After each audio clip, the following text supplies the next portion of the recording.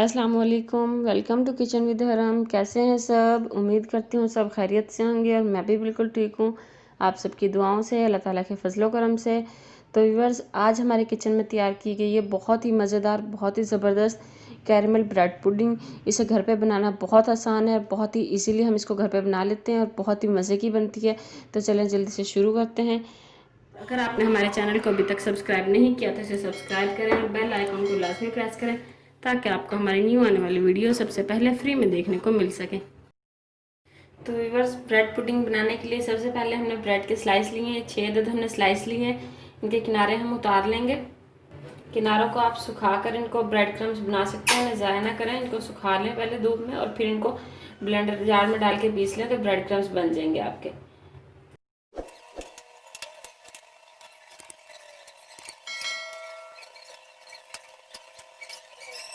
इन्हें हम जग में डाल के पीस लेंगे।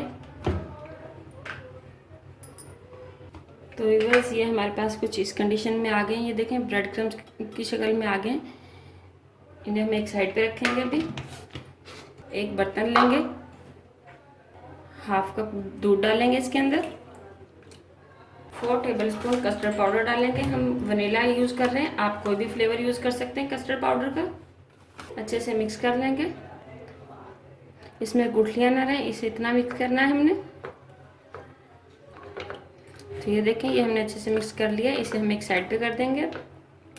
तो व्यूअर्स, यहाँ पे हमने लिया एक पैन। इसके अंदर हम डालेंगे 1/4 कप चीनी यानी कि शुगर। 1/4 कप का मतलब कि 1 कप का चौथा हिस्सा जो है।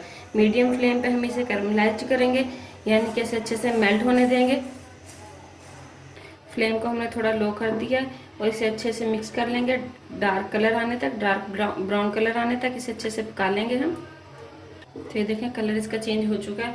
फ्लेम को बंद करेंगे और जल्दी से इस मिक्सचर को हम 6 इंच के एक मोल्ड में कन्वर्ट कर लेंगे।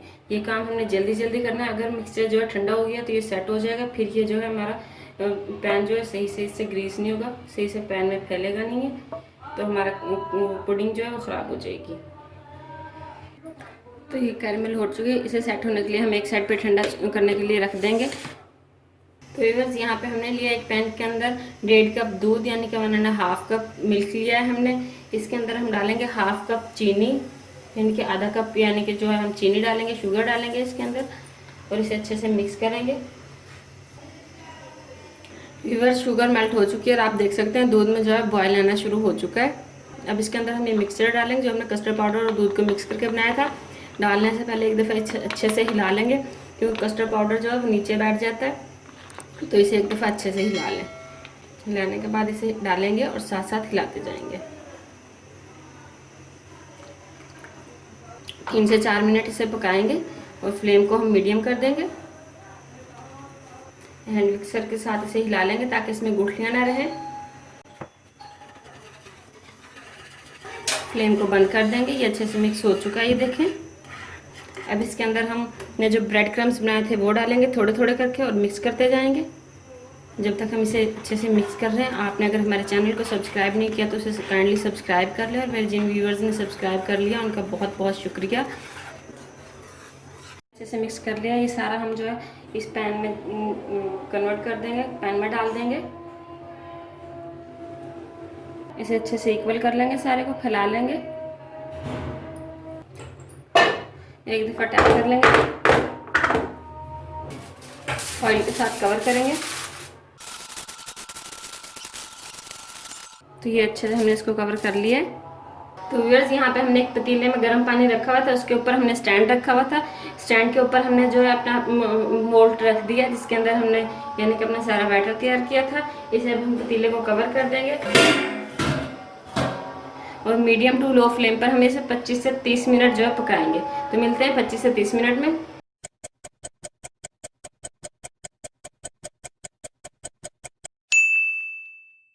तो व्यूअर्स, आधा घंटा हो चुका है। इसे अब हम चूल्हे को बंद कर देंगे।